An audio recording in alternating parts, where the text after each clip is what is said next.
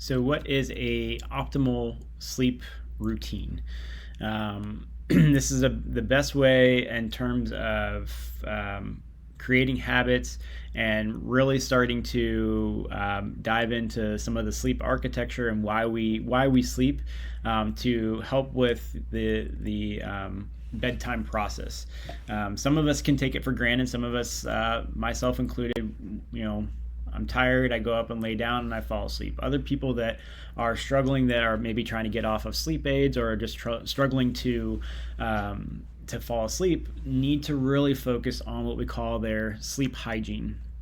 And basically, what sleep hygiene is just a set of guidelines and habits to do consistently every night to help you improve your sleep. So, the part that is the most challenging for people is the consistency. You have to go to bed at the same time every day, wake up at the same time every day. Work days, holidays, weekends, birthdays, weddings, all that stuff. You want to try to make sure to go to sleep at the same time and wake up around the same time. Again, this is if you are struggling to sleep, this is very, very important to make sure that you stay consistent. Consistency of sleep habits is one of the most scientifically supported sleep hygiene recommendations. If I wasn't enough telling you this, here's a research study out of the university in Taiwan. When we look at sleep schedules, we also people ask about naps. So you want to either reduce or eliminate naps to help improve your nighttime sleep. If I can't fall asleep because I took a nap from 1 until 5 o'clock, that's why I'm not falling asleep. It's going to disrupt that homeostatic balance that we talked about in one of the earlier lectures, and we're not going to have that sleep pressure that makes us fall asleep. So you want to reduce or eliminate naps to improve nighttime sleep. If you do nap, you want to limit it to 30 minutes or less early in the afternoon and nothing after 3 p.m.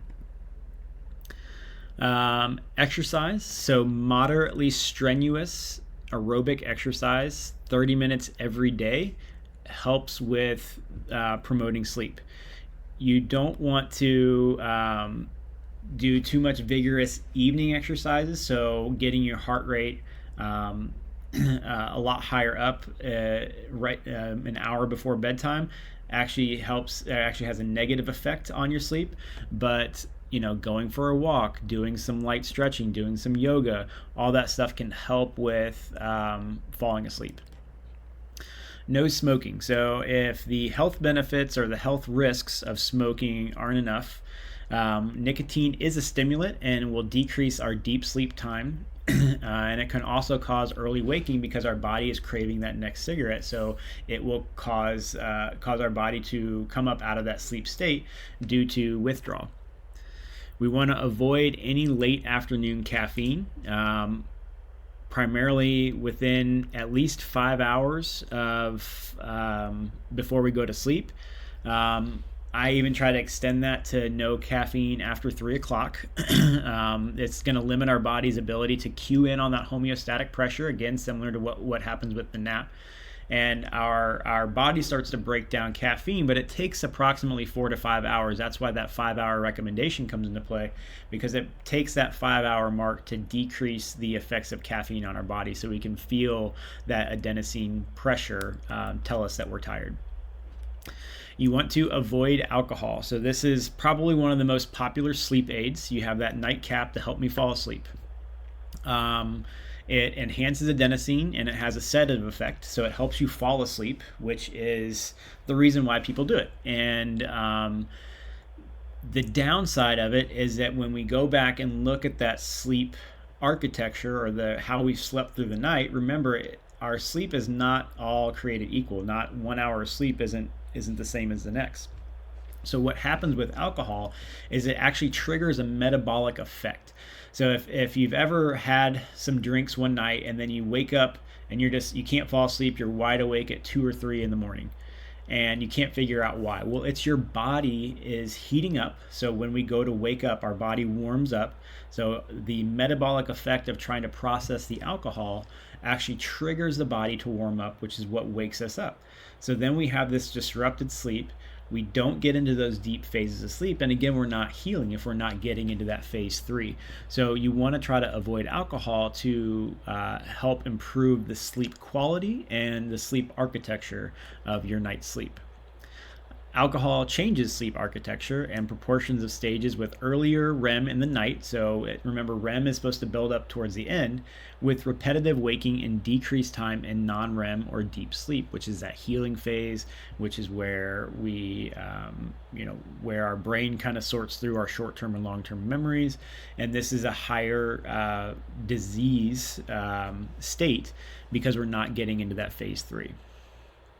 Alcohol processes at a rate of 10% per hour in the body, and it's recommended to not drink alcohol within 4 hours of bedtime.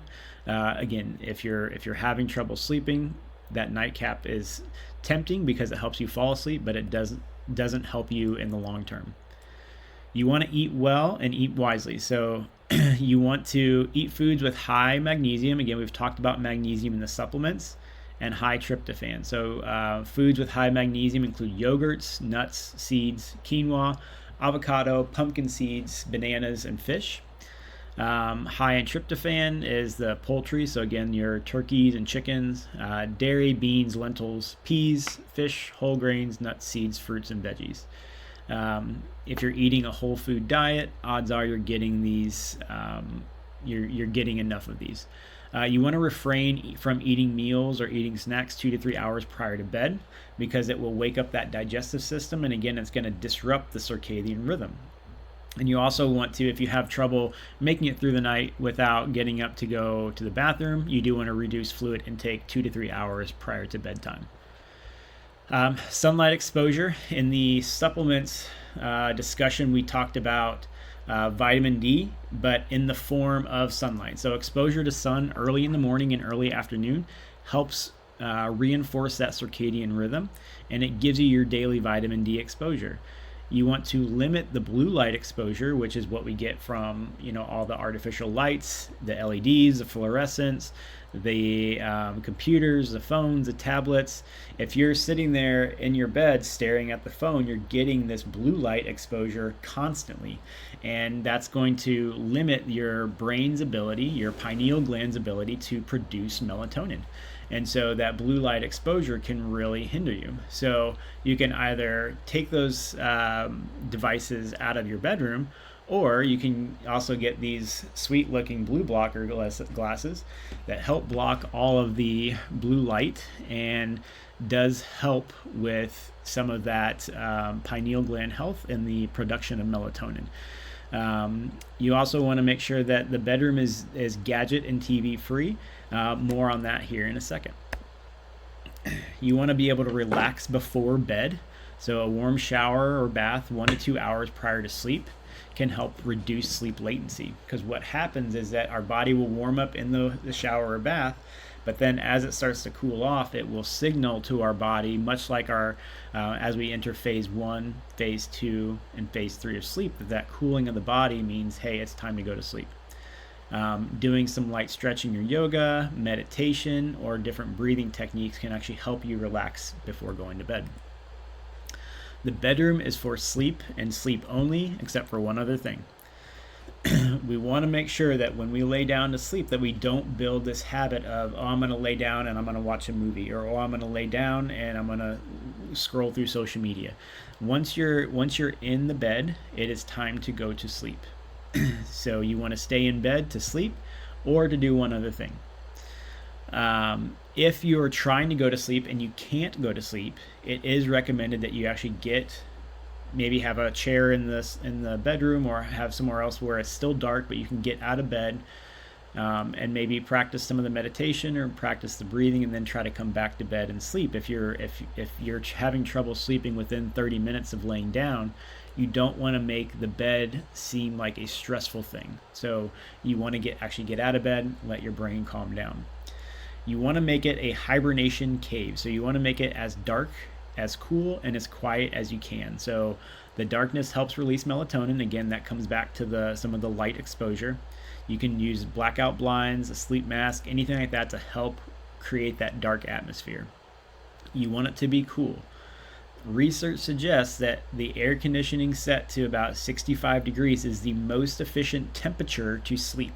Now, that's really cold for a lot of people, and that's really costly. So, I tend to keep ours right around 72 degrees. Again, that's a little bit warmer than the most efficient, but it is cheaper for us for one, but it also does help with at least making it somewhat cool in the house so we can fall asleep without everyone freezing out. Having a cooling mattress cover or cooling bedding, so using sheets made out of linen, bamboo, microfiber, something that's not holding in that body heat, is recommended as well to keep that cool environment. You want it quiet, so either earplugs or a white noise machine. I personally sleep with a fan every night, and I have trouble now sleeping without one, but it is that white noise or that constant noise just to kind of block all the rest of the environment out. So again, a sleep hygiene review. You want to make sure you have a strict sleep schedule. Fall asleep, wake up at the same time. Doing the right kind of exercise, so moderate activity before bed, nothing strenuous. Don't smoke, don't drink caffeine within 4 to 5 hours before bed, avoiding alcohol, eating well, different medication uses, which we went over in the supplements if needed, sunlight exposure, limit blue light exposure, relax before bed, and your bedroom should be a hibernation cave and for sleep.